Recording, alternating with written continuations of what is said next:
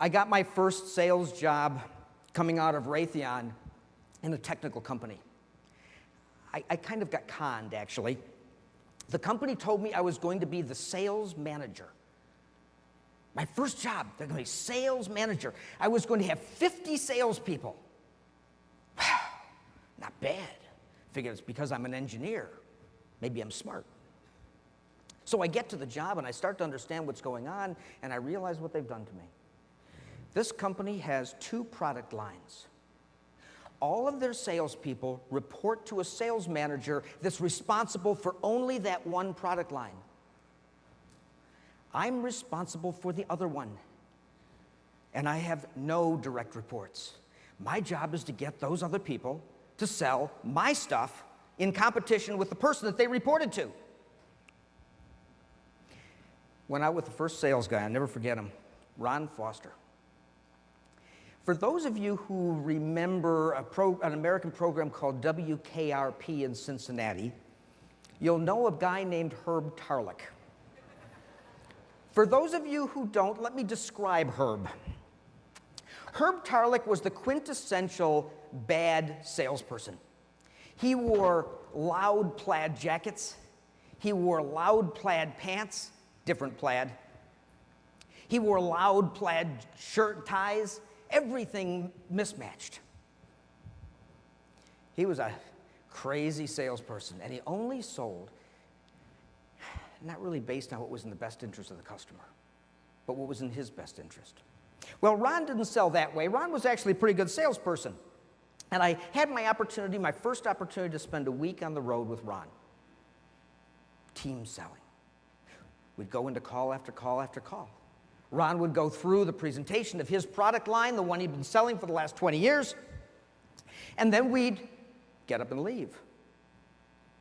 Then we went to the next client.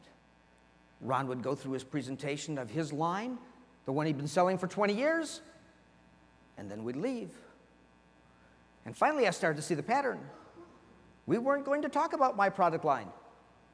So I asked him, I said, Ron, when do I get to talk about the new line? And he looked at me in all seriousness and he said, Steve, I didn't ask you to come out here on the road with me. They told me you were coming, so you're coming along with me. For 20 years, I've made a very good living selling the primary line that we carry.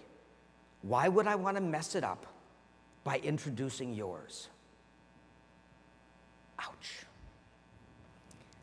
Some of you have had those feelings. I know you have, because I've had them myself. I've got a good thing going with this client. Why would I want to risk it by putting something else in the mix? Well, fortunately, in that same company, there was another salesperson named Rudy Graff. And just like Ron, I'll never forget him.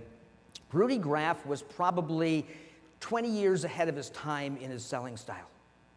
I went on the road with Rudy, and I'll never forget one particular call. We went to the Hewlett-Packard design facility in Rockaway, New Jersey.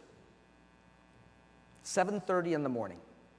We walked through the front door, and the receptionist, who I've been watching Ron try to get past, the receptionist says to Rudy, "Good morning, Rudy."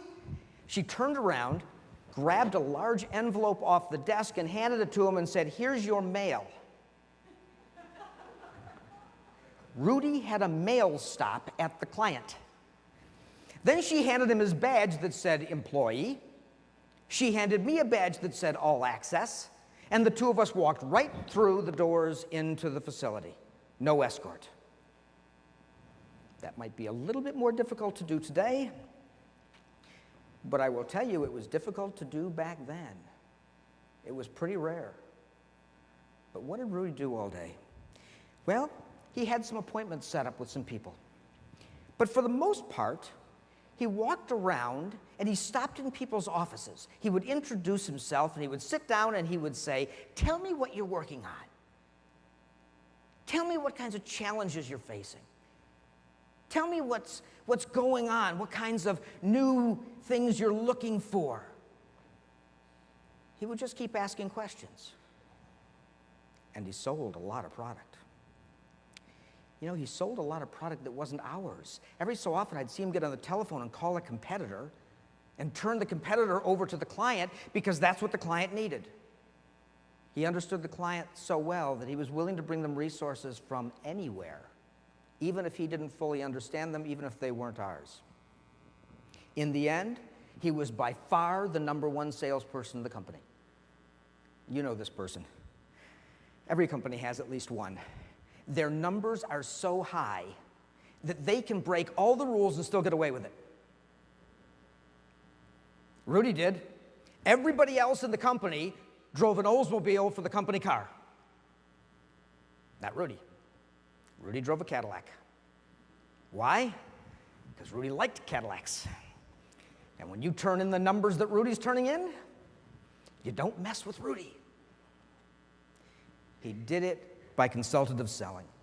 He did it by getting to understand his customers. And he understood his customers better than any salesperson I have seen before or since. It was simple. He just asked questions.